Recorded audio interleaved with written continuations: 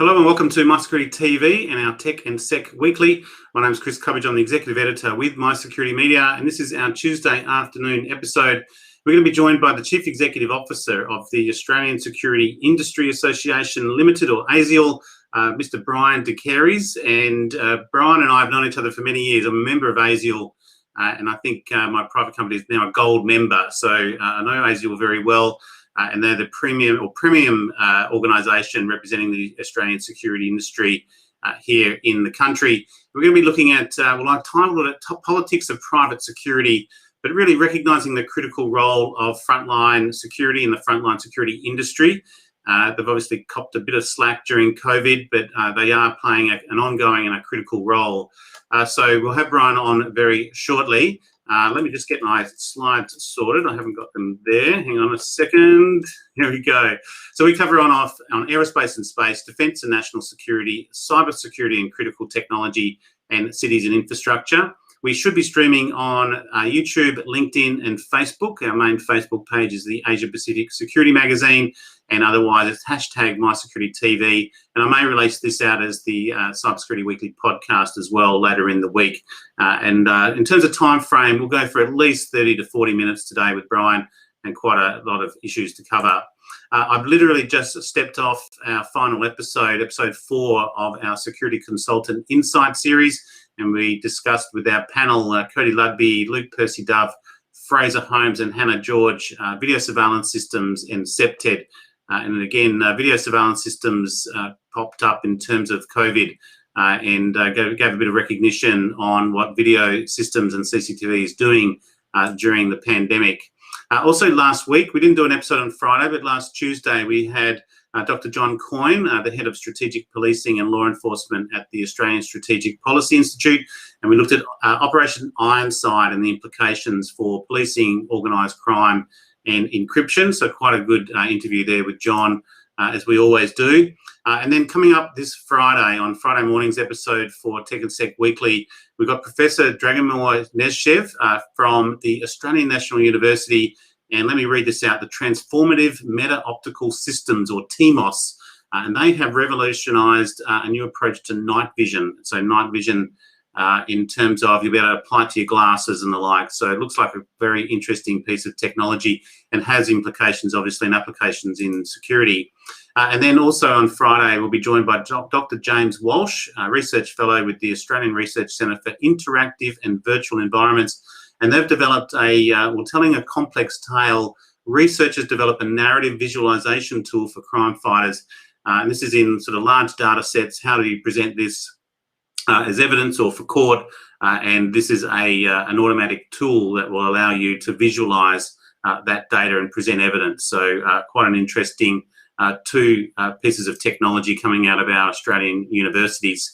Then this Friday at 2:30 Eastern Standard Time, we're crossing to India and to Canada, and we've got Defending Critical Infrastructure for Ransomware Attacks with Steve Rainville, the CEO of Citif. That's a Canadian company, and again in association with the Aerospace and Defence Consultants Association of India, and follows on from our Indo-Pacific series that we ran last year. Just highlighting our recent sponsored interview with SentinelOne, our endpoint of singularity, and with Evan Davidson and Kelvin Wee, and our latest podcast there from Jane Lowe, our Singapore correspondent, the emerging role of Bitcoin in spreading malware, with Professor Christian Doer, who is in Germany, with the director of the Cyber Threat Intelligence Lab with the University of Potsdam. So very interesting, again from Jane, with Christian, and he presented at Black Hat Asia. And then also that follows on from her Microsoft episode as well. So that's now available on the Cybersecurity Weekly podcast. Down to the last week or two for call for submissions for the next issue of Cyber Risk Leaders magazine. And thank you to our sponsors, IT Glue and their ebooks and webcasts on Marketplace. Also RSA and their Secure ID suite. And I do have an interview with RSA coming up very, very soon. And ALC with their certified cybersecurity courses there for their CISPs, CRISPs, all the way through to their SABSs. And finally, and as it happens, it's good to have Bryan on with ASIAL. This is the Security Exhibition and Conference, and the ASIAL Conference is part of this lineup 21 to 23 July at the International Convention Centre here in Sydney, and looking forward to that. If you want to sponsor the channel, welcome to reach out on our merchandise store and get our Cyber War series. And that is enough from me. And without further ado, we'll bring on Bryan Caires, the CEO of ASIAL, the Australian Security Industry Association. Bryan, thanks for joining us. Thank you, Chris. Good work. And just for the audience, welcome to Say Good Day, wherever you're listening from. And we're going to cover off, I did title the Politics of Private Security. So welcome to let us know where you're listening from and what grapples you might have at an industry level. And I just mentioned our security consultant in series, Bryan, our Insight series, and licensing did come up in our discussions. One example is New South Wales is making a Victorian consultant come up to get their photo taken. They won't accept any other way. So these are the kind of crazy things that, drive me mad. But Bryan, for the audience and for the perspective of ASIAL, maybe to introduce the association to the audience. And then we'll move on to your recent study, your Australian Security Industry Licensing Report that came out with some numbers. Okay. Well, ASIAL is the big body for security professionals in Australia. We have just over 2,750 members, the majority of which are corporate or organisational members. And the members that we have represent about 85% of the industry in Australia, and that would cover the protective security sector, electronic security sector, and physical security sector. So it's quite a diverse and broad-ranging membership base from large, medium to smaller size companies. And you're guided by a board as well. And how many years have you been around? You're celebrating quite a while now. Well, I've been with the association just over 2 decades, so it's been a while. No, not yourself, but the association itself. Oh, the association itself? Well, I've been around 20 years of it. 50. The association was set up in 1969, so we've just celebrated 50 years. That's right. A couple of years ago, so it's been around a while. And each year we slowly but surely are building the size of the association and the services we provide to the industry. And you mentioned the period of time that you've been with it, so that's a bit scary in itself. And I think when I came into the industry about 15 years ago, I think that's when we first kind of met, and I engaged with ASIAL very early on. A lot has changed in that period, but not a lot from an industry perspective. What's your general observations over that period of time, maybe the last decade? And then that kind of leads into the report of what you've been doing. And I've got this up as a slide, but your general observations of how the industry's gone over the the last decade, and how it was set up for COVID, particularly being having a critical role. I think the industry has changed, maybe not as fast as some would like, but there has been change, and it has professionalized. We now have consistent national training standards across each jurisdiction, which, that took many years to achieve. And I think we've seen a professionalization of the industry in terms of the services that are provided, and also some of the technologies that are now available, which some of them came to light during the pandemic, and the ability of the industry to rapidly change the way it operated so it could actually meet client demand, which changed very, very quickly. So I think there are quite a lot of positives in terms of where the industry has come in the last 2 decades, but absolutely there are some deal breakers that need to be addressed, and we both at the state and the national level we struggle to get resolution of those. But I think everyone agrees where we need to get to. It's just moving the pieces around in the jigsaw to make sure we can actually complete the picture. Is there anything that stands out to you? It's interesting, I hadn't had that question in mind of looking back to 10 years and the work that you've been doing, because it is kind of, again, an industry association with a lot of advocacy work there. Should things have been done, or was there a bit of a I told you so moment as the pandemic started rolling out to go, had you been listening to the industry and some of the issues that we're grappling with, and here we are at a national pandemic, that it is problematic now? And I mentioned this consultant again as an example. They asked, he needed to do this 2 years ago, but they've kind of delayed it because of COVID. they haven't adapted. The licensing regime has not adapted during COVID to go, oh, well, we'll find new ways.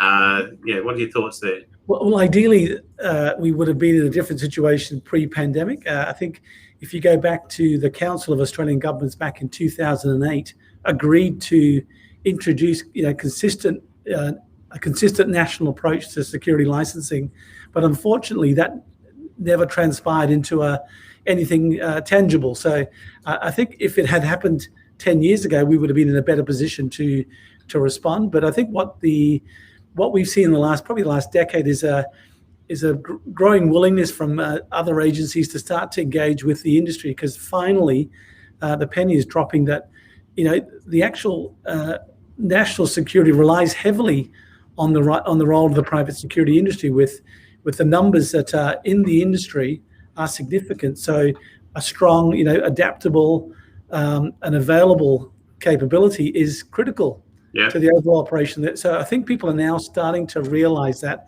but we're still working through the machinations of the different states and territories and the different policy settings to try and get them all to the same point. We managed that with the training competencies, which took a little bit of doing, but we got there in the end. The next elephant in the room is the licensing, which really has to be grappled with once and for all. And it seems to be keep being put back into the too hard basket, but we do need to bite that one and bite into it with a big bite and try and address it, because it's not helping people, it's not helping states, it's not helping territories. Yeah, we will deal with mutual recognition, but maybe let's get a sense of the scale of what we're dealing with. And this is the report from ASIAL. Maybe just talk us into the report, Bryan, in terms of the background. This is the first one I've seen. I know ASIAL's done a number of studies in the past, but yeah, talk us into this. So this is actually the second one we've done. So what we've tried to do is there's a paucity of information about the size and scope of the industry. So what we've tried to do, and this is drawing on the data from security regulators who actually issue the licenses, is to get quantifiable data on how big the industry is, what year-on-year change there is. And it's interesting when you look at the numbers.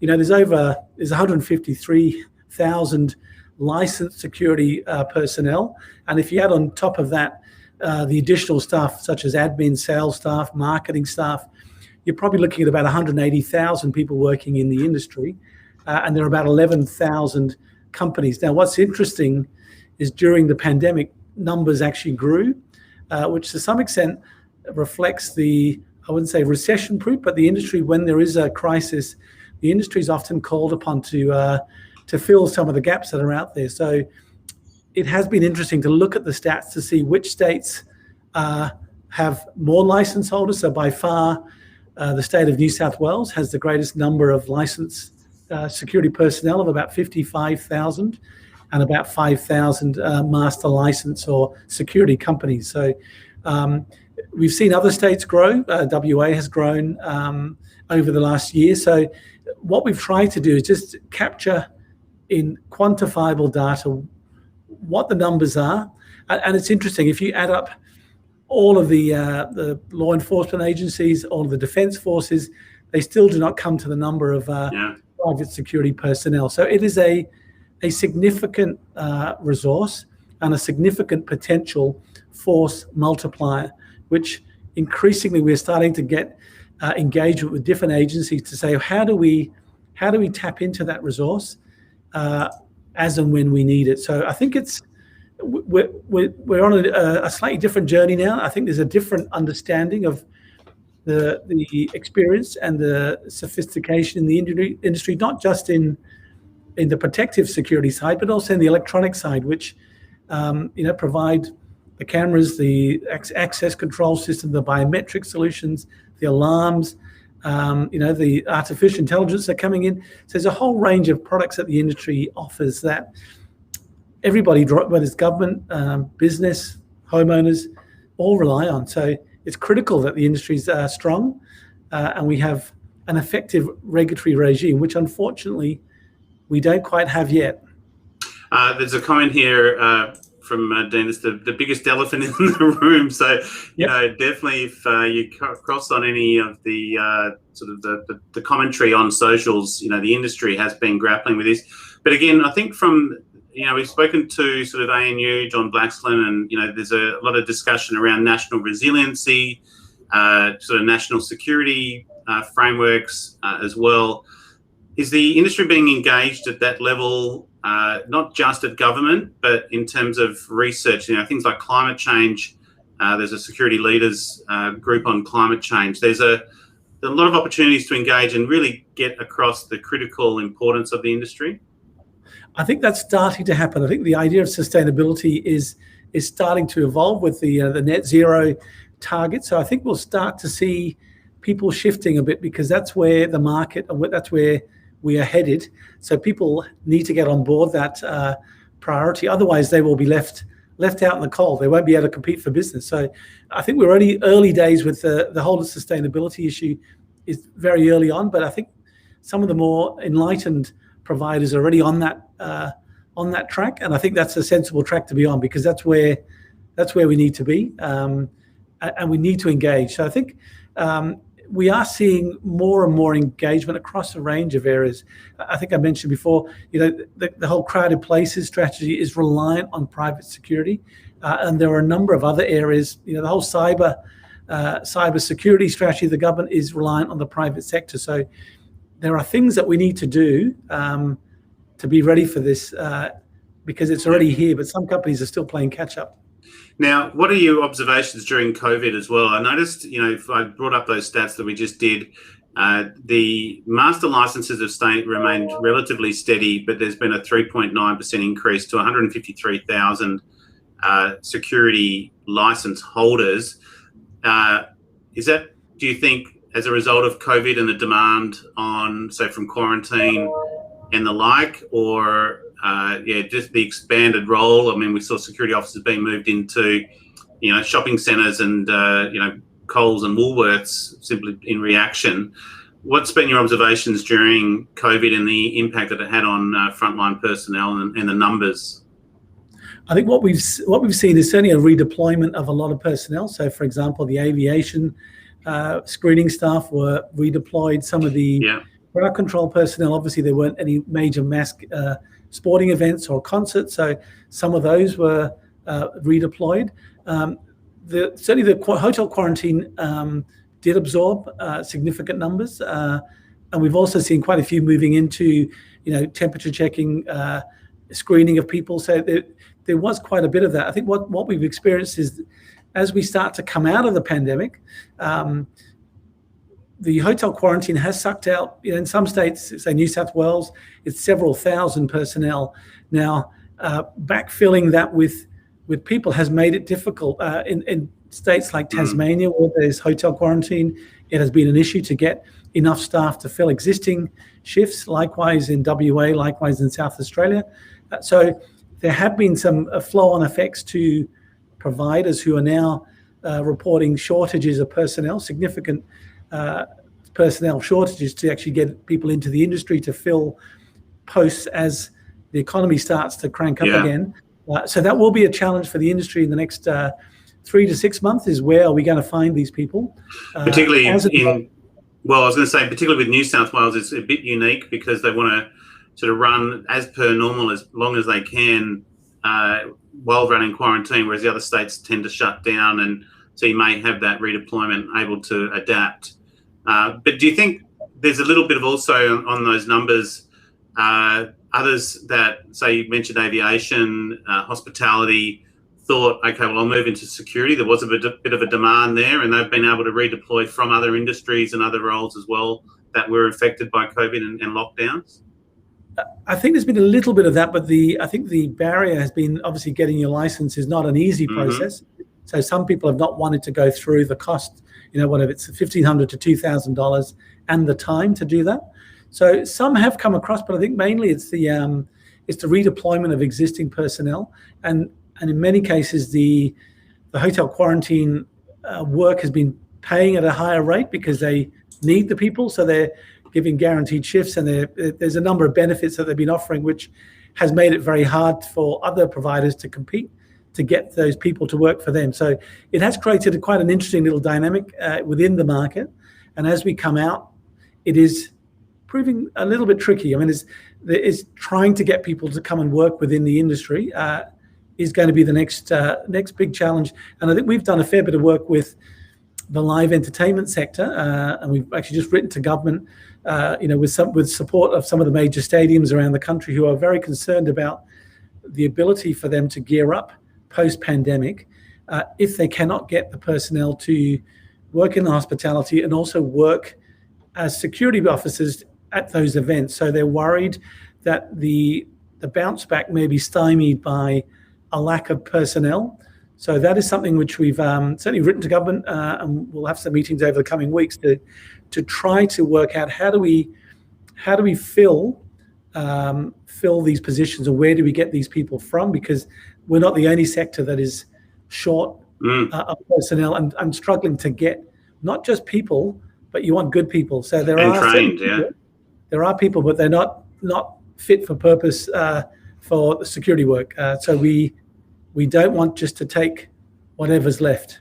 Correct. And one question I had, when you say we've written to government, at what level? Because again, you're a national association in a federated system. How do you engage with government? At all levels, so state premiers. And do you have a send all button where just goes everybody? We target, it depends on the messaging and whether it's relevant, because regulation of the industry is a state issue, but we believe the security issues is a large economic. If you just look at the live entertainment industry, that's about a $38 billion industry, which has shrunk to $12 billion. Now that has huge economic benefits to the country in tourism, restaurants, as well as obviously performers. So it's a massive generator of revenue for the economy. So if they cannot operate because they can't get personnel to man the stadiums and the concert halls, that has a massive economic effect. And security is a fundamental part of that that we are looking to work through. And there's a number of issues, not just the shortage of personnel. There's also issues of people in the crowd control area struggling to get public liability insurance, partly because of the risk profile, and partly it's starting to emerge because of the risk that COVID poses to public liability claims. Because if someone gets infected at a big event and the security officer, it starts to become quite a complicated area. So we're trying to work through the issues to enable these events to start being held again as we work into the summer season, when most of the operators are hoping to get festivals up, getting touring groups coming through, having concerts. So I think it's and I noticed someone raised the issue about subcontracting. Subcontracting is a very big issue. We've just actually developed a subcontracting code of conduct, which is to try and set about best practice guidelines for subcontracting. Subcontracting in itself is not a bad thing, and at times it is needed. But if you're going to subcontract, you have to do it professionally and transparently, so the client knows what is happening, what you're doing, and how you're doing it. So I think from the industry on the subcontracting, it's you have the good operators. You always have those bad operators. I think it's trying to highlight when they are not following those guidelines. There should be either a price point or a trigger there that licensing divisions are watching for as well.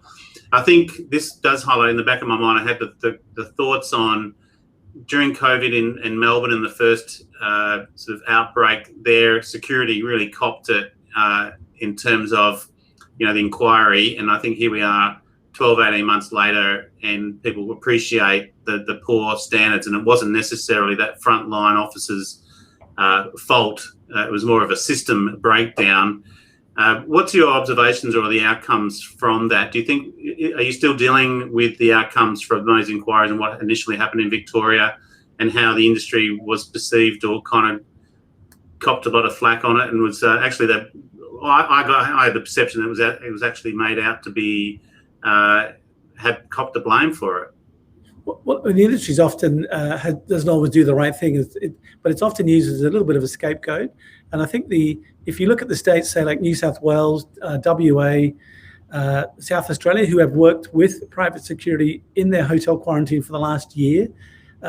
If you get the control, command, and coordination correct, there's no reason why you can't run an effective program. I think what that inquiry into the hotel quarantine program in Victoria found was there was 7 different agencies and no one took control. I mean, it was probably not as well thought through as it could have been, and I think as a result there were unintended consequences which had a very negative impact, not just on the industry, but obviously people died, which was horrific. So I think what we need to look at is, with any of these programs, you do need to think it through. Now, that was put together very quickly at the end of February, March last year. But having said that, I mean, Victoria's had probably 3 iterations now of their quarantine program. So, but if you look at the New South Wales model, they have put in place a fairly robust model of governance, compliance, and they have gone through improvements over time. So I think to put all the blame at the industry is a little bit harsh. Certainly the procurement methodology maybe left something to be desired. And I think that's something that we've seen with that subcontracting code of conduct, is we're calling for government and the corporate procurement to do proper due diligence, actually, do the research to see who is actually going to come and provide the work, what expertise do they have, who are the personnel that's going to actually be on the ground, and do they have the employees? If they've got no employees, what are you actually engaging? Is it just a reseller?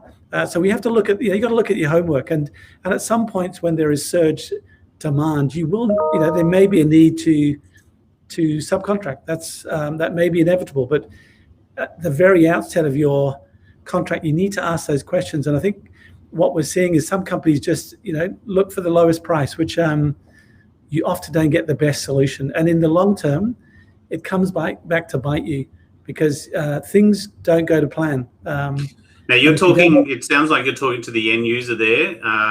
Absolutely. It's only with the provider, I mean, it's not just all the end users, but they can hold the providers to account by actually holding them to a higher standard. Certainly from the provider's point of view, they need to be accountable, and they need to be fully transparent, so the client knows what's going on. And if they fail to do that, then the client should act.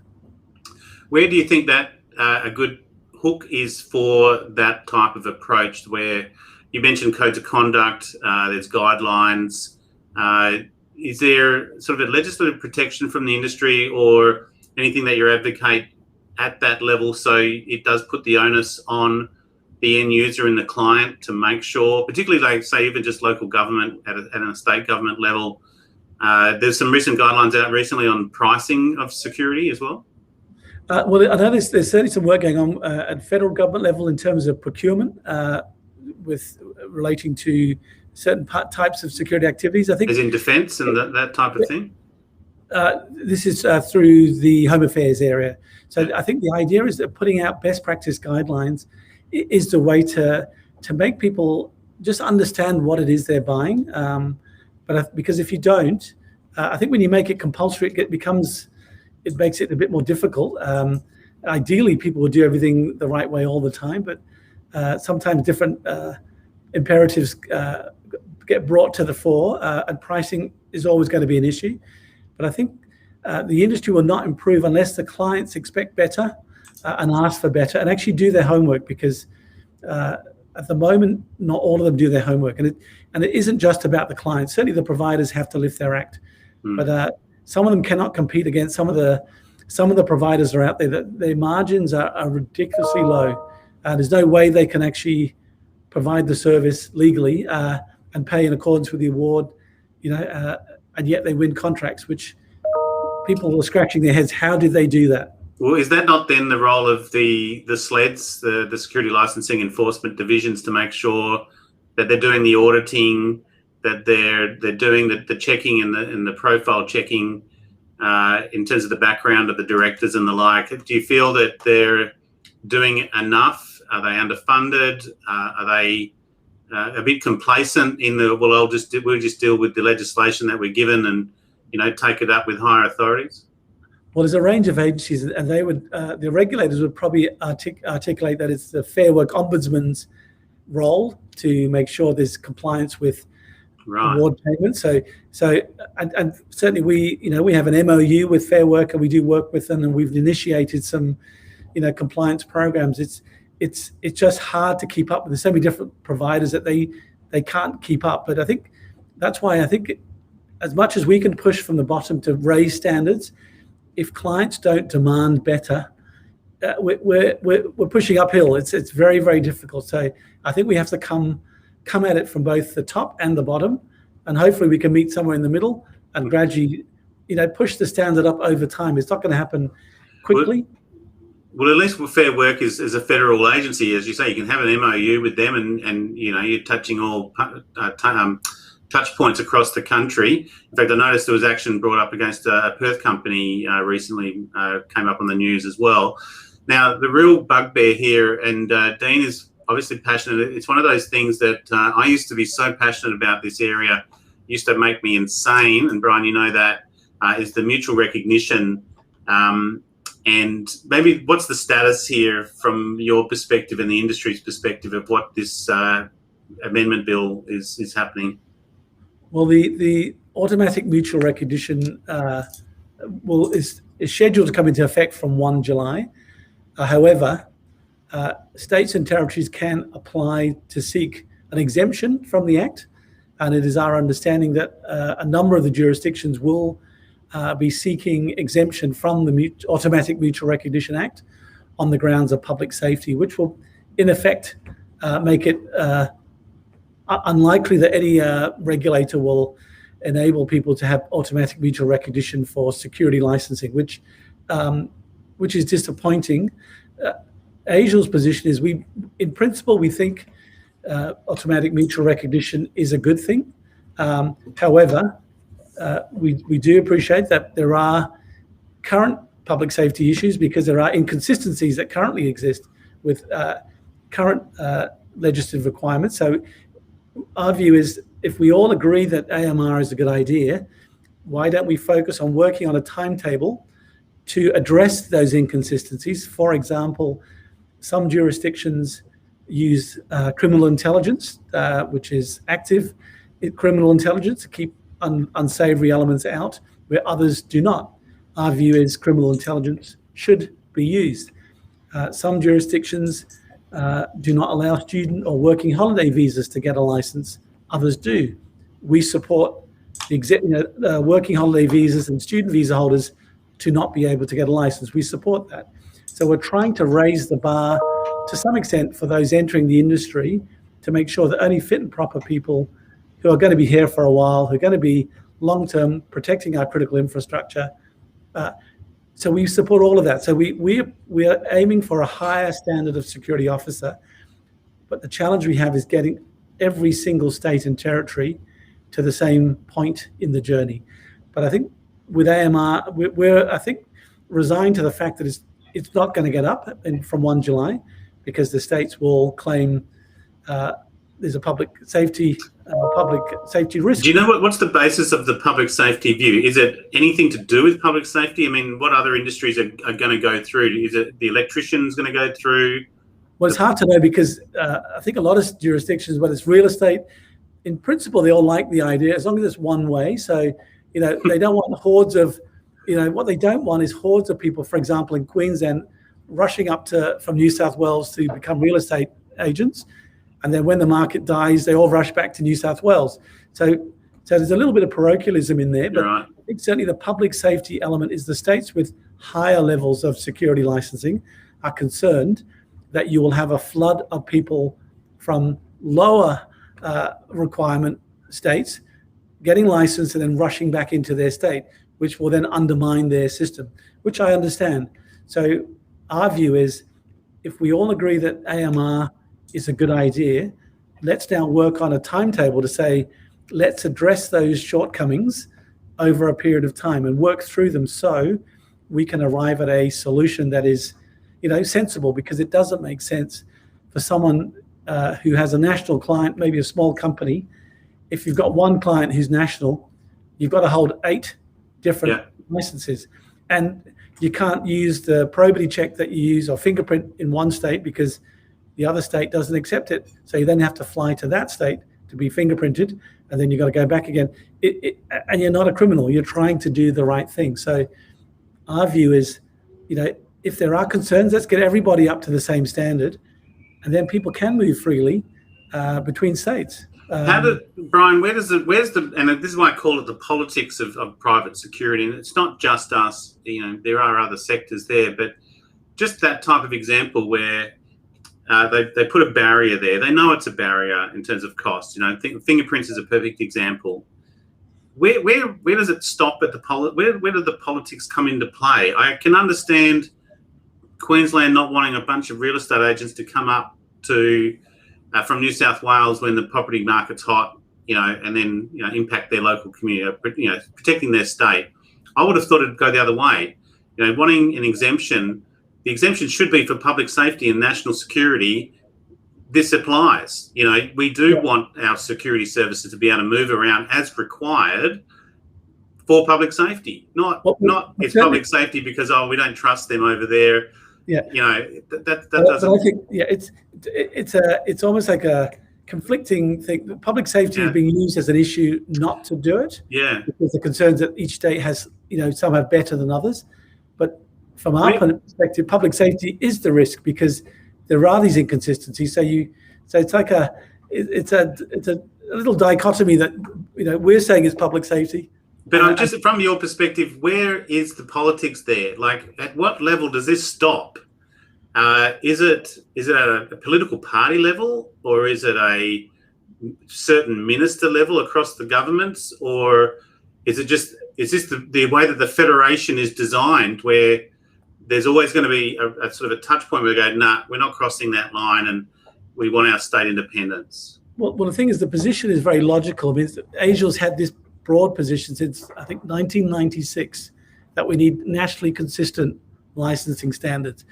If you look at the railways, I think, took 100 years to get them onto the same gauge, and that was a pretty logical thing as well. So I think it's something which, we met recently with Home Affairs. We want to see the Home Affairs try and drive the leadership. Unfortunately, COAG got to the point of saying this is a good idea, but now COAG has been replaced by National Cabinet. The National Cabinet is more interested in, understandably over COVID and other related issues. But we would like to see this as an issue that it is a national security issue. And if you look, for example, in 2032, when the Commonwealth Games, the Olympic Games most likely come to Australia again, there will be a large demand for private security personnel, and they will not all be in one state. So we will have to see people move around as we did with the Commonwealth Games. Yeah. And we need to have a workforce that can move, whether it's a disaster, whether it's something else.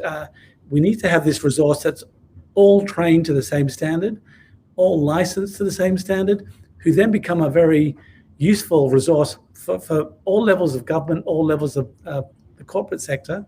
But until we actually, just address that elephant in the room, but no one seems to have the appetite to do it. We will start pushing and have continued to push federal government to try and play a leadership role, but there's nothing in it for some of the states to do that because, they're more worried about their own state or territory interests. So I think we'll get there eventually, but it's for us, AMR is a potential catalyst for change because, someone, working and living on the border between New South Wales and New South Wales and Queensland or New South Wales and Victoria, to go over an invisible line and then have to have another license to do exactly the same thing doesn't make a lot of sense. So particularly if you're a security consultant and an investigator, because the investigation sector is also regulated in the same way. So you need 21 different licenses to be an independent security consultant and investigator, which I was. I tried to be. You can only do 2 states and you run out of money. You can't keep flying around the country just to get fingerprinted.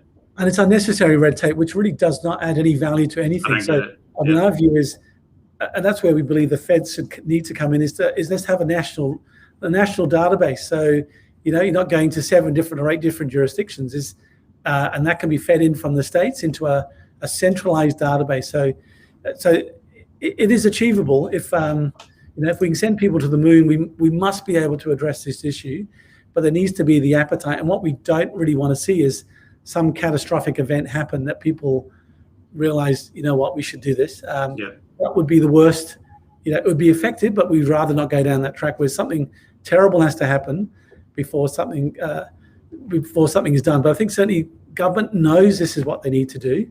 It's just whether there's the appetite for somebody to take this one on. We're aligned. Where are you aligned? And I think we could literally talk about it for another hour. Where are you aligned on the cybersecurity sector as well? Because do you find that that's a potential tool, particularly when we're talking critical infrastructure now, the new amendments to the Critical Infrastructure Act on cyber? Do you find that that's one that you need to align to better? Well, I think just in terms of cyber, I mean, it's ironic that a cyber security professional has no probity checks or anything. And again, Correct. That's something that we have flagged with regulators, that as a minimum, there should be some probity checking requirement. Yeah. Competencies get a bit more complicated because the cyberspace, there's quite a lot of certification programs, but certainly from an industry point of view, you can do a lot more damage through the virtual world than you can the physical world. Yep. And yet there's that you can operate carte blanche on that one. So I think we're seeing, because a lot of the products now that are coming out from the electronic sector are sitting on networks. So we're seeing a greater convergence of a lot of those technologies. So the skill sets have to be upskilled to be able to basically migrate. A lot of products are moving into the use of AI and machine learning. It's all being embedded in everything. So I think that's something which the industry is certainly migrating more and more towards, and you'll see the whole idea of digital transformation is happening within security. Can I be not so much critical, but maybe if you're self-reflective, do you think ASIAL has been enough on the front foot in the past and seeing this coming? What else can it do, and how maybe is it adapting? We'll touch on the board shortly. Got a new board, but do you think given the critical role, but this is part of this interview, was really highlighting the critical role of frontline security, and that includes not just personnel but electronics, and now in cyber is frontline as well. Where do you think ASIAL? Do you think ASIAL's done enough, or do you think you are adapting your strategy now, thinking, well, hang on, this is it's a big issue. It's rather than just one association, but you've been around for 50 years. There's been a change along the way. So maybe a bit more self-reflective, maybe not critical, but where do you think you might be changing or adapting to the engagement, particularly with government? There's certainly there's a lot of big issues that the industry has to grapple with and have grappled with, but I think what we've seen is certainly over time our position has changed and is evolving. I think we've actually got a report coming out in the next couple of months, which is looking at the 2025 and where does the industry need to be at, and how does it start getting prepared now for 2025.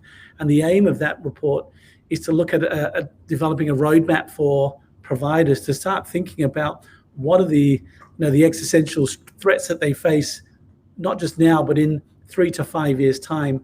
Yeah. And they need to start thinking about that, because otherwise they will become, they'll become bit players. They'll be just off into the sidelines. So I suppose what we're trying to do is set down a bit of a narrative for some of them to follow, to say, well, look, we're here and we probably need to be there in 3 or 4 or 5 years' time. How do we actually get there? So what we've engaged, the Australian Security Research Centre to put together. Is it the Horizon report? Yeah, the Horizon report, to basically look at, what are the things that people need to be thinking about now to be ready for 3 to 5 years' time, because what we're seeing is the rate of change and the speed of change is getting faster and faster, and not everybody can keep up. And this is why part of what I do here is we're just trying to keep up. You can see in what we've got coming up on Friday out of the research and here in Australia, things like night vision and sort of the data analytics is getting extremely clever with implications. Do you think ASIAL and the association is publicly known enough? You do your public engagement and awareness. but I do find it sometimes it's related to things like home security. Do you find that ASIAL, or do you feel that ASIAL will be more out on the national landscape in terms of these bigger discussions? I think it's a hard one. The media are not particularly interested in what the industry does, right? So it just takes it for granted it's going to be there. Yeah. So trying to get we tend to get approached when there's something bad has happened. So the hotel is a great example.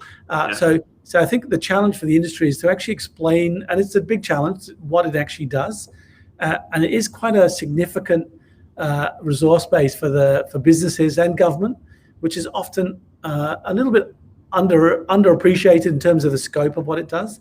So that is a challenge. I mean, we have sought to try and raise that awareness, but it's not as easy as it sounds. But I think that is the endeavor for us, certainly the next 2 to 3 years, is not to raise ASIAL's profile as such, is more to raise the industry's profile towards the lots of positive things that it does. And what we're seeing probably more than we have before is, law enforcement agency. We've done a lot of work recently with the, police, fire and ambulance, the communications area, about the, the rollout of telematic vehicles and with more and more vehicles reporting in, how do police interface with the role that the industry. So we've developed protocols. We're seeing much more engagement between law enforcement and the industry, which is a positive step. 20 years ago, it was very much an us and them. Now we're starting to see a little greater alignment. I think not so much from a member's perspective, but from an industry, and again, how I see not just ASIAL and the work that you do, but things like, those national wins that you have, national alarm response, guidelines, and everything that you find national, tick, tick, tick, really have that out in front, because I think that starts to build the work. I find the frustrated members, a bit like what I was a few years ago, until you really understand the intricacies and the nuances in the work and the industry, just to build those, because it is a very difficult role I've come to appreciate that ASIAL has, trying to shift change, because the big stick doesn't work, the yelling and screaming, jumping up and down doesn't work, but sometimes nor does the polite diplomatic engagement's too slow. So it's probably a combination of all of those things. But I mean, I suppose what we're slowly trying to do is professionalize the industry. Yeah. And we have limitations. We're not there's 10 of us. It's not a massive corporation. But again, we do try through a number of different channels to build connections. And I think slowly but surely, it'd be nice to be a lot faster. But I think that's where, when we come back to the industry, there's about 11,000 security companies out there. We've got just under 3,000. That means there's 8,000 floating around. They could be contributing to their industry, and they need to get involved if they really are committed to higher standards. Join an industry body, whether it's us or somebody else. Get involved, because you're not going to get change by just sitting on your own. But slowly we're getting there. But it's there have been some wins, but getting people to understand what those wins mean is not always easy, but yeah. Yeah, I think you've nailed it there in terms of the industry has to also represent itself. So if you're not doing anything, if you're not a member of an association, or even just networking in the industry, then you're probably not taking it as seriously as you should for the long term. And it was a big takeaway from our Security Consultant Insight series, that one of the takeaways was engage with the industry and network, and understand what your colleagues are going through as well. Now, I suppose this is a really good segue on this, in terms of, if you want to appreciate the size and scale and the technology within the industry now, is for a smarter change world, elevated intelligence. And we have seen COVID playing a part. It's playing a part this week, here in Sydney, with CCTV tracking people through a major shopping centre during an initial outbreak of COVID-19. So definitely we've seen it in the video sector. Bryan, maybe talk us through the conference. This is the Security Exhibition and Conference, and ASIAL is running the conference. Yeah, the conference program is primarily aimed at the users of security services. We've got quite a diverse range of presentations, from sessions on cybersecurity through to we've got Toby Walsh talking on artificial intelligence and where that's headed.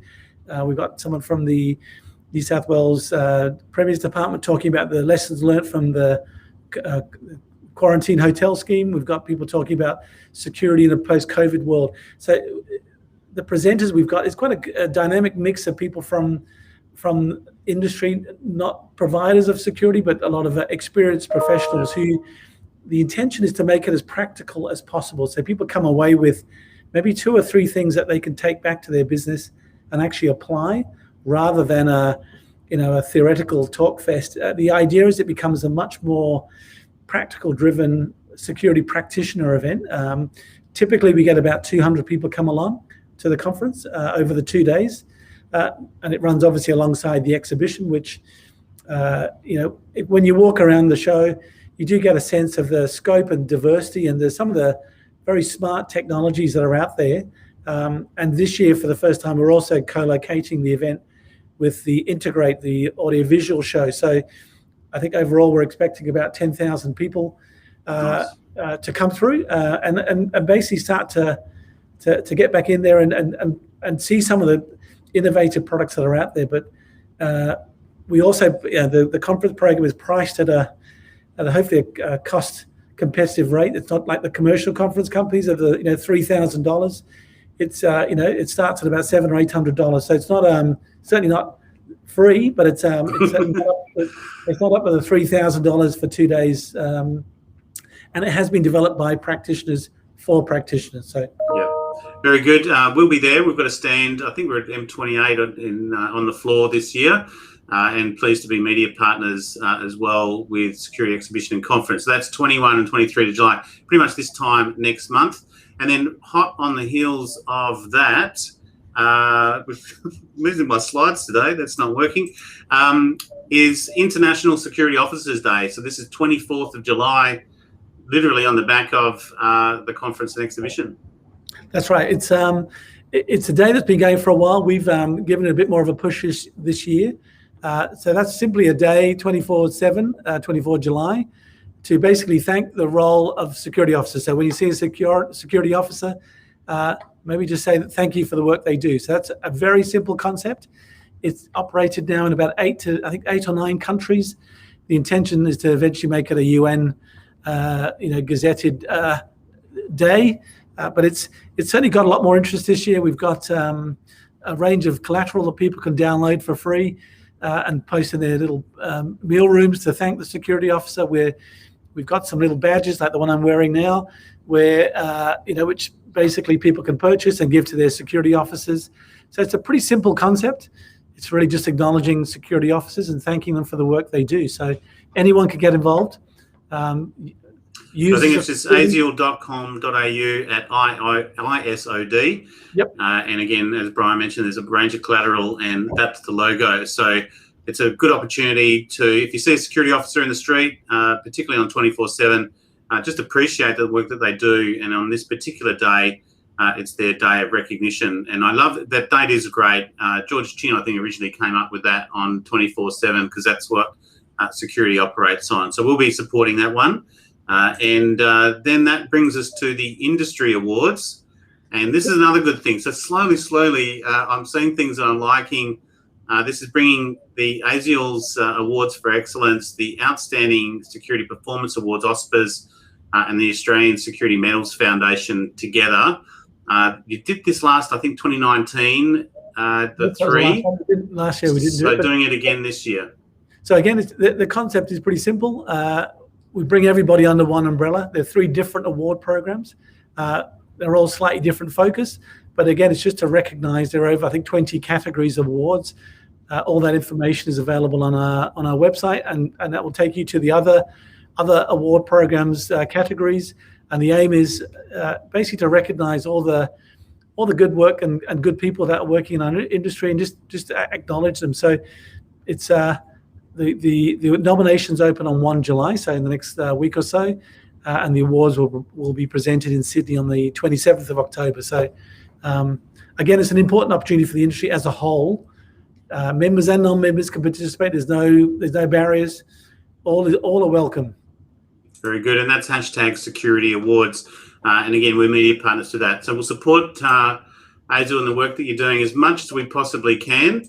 And again, it's one of those important roles that the industry has along with the other associations. So look, Bryan, thank you so much for your time. You've been very generous today, almost for the full hour. There's no more chats or comments. There was one, good on you, Dean, for providing that commentary along the way. There's another one here on need not accept $20 an hour from the security officers. They've got to get that pay rise and should be much more than $20 an hour. Geez, that's way too low. But thank you, Bryan. We will release this out as a podcast and an edited interview. But otherwise, we've been joined by Bryan de Caires, the Chief Executive Officer with the Australian Security Industry Association. Bryan, I'll let you go. I'll put you backstage, and thanks for joining us. Thank you. Good on you, mate. Cheers. Yep. Okay, very good. And it's the first time we've had Bryan on, and we'll have to get him on again just as a running commentary on certain aspects. And I can imagine he'd be quite good with the likes of, say, John Blaxland and the like, talking about national resiliency. So thank you to Bryan. Let me just get rid of that caption now. And the report of the day, I didn't do it. I didn't get time because we were doing our Security Consultant Insight series. So let me flick through that one. But I highlighted on Thursday, we're crossing to India and Canada with our SIDEF edition on the Defending Critical Infrastructure from Ransomware Attacks with Steve Rainville. And we'll be back on Friday morning on Tech and Sec Weekly with Let There Be Light, new tech to revolutionise night vision. And that'll be very interesting on what they've actually come up with from the Australian National University and TMOS, which is the Transformative Meta Optical Systems Centre, and also Dr. James Walsh from South Australia, the University of South Australia, on the interactive and virtual environments on researchers develop a narrative visualization tool for crime fighters. So that's it from us for the MySecurity Marketplace and Tech and Sec Weekly. Enjoy the rest of your day, and that's it from us.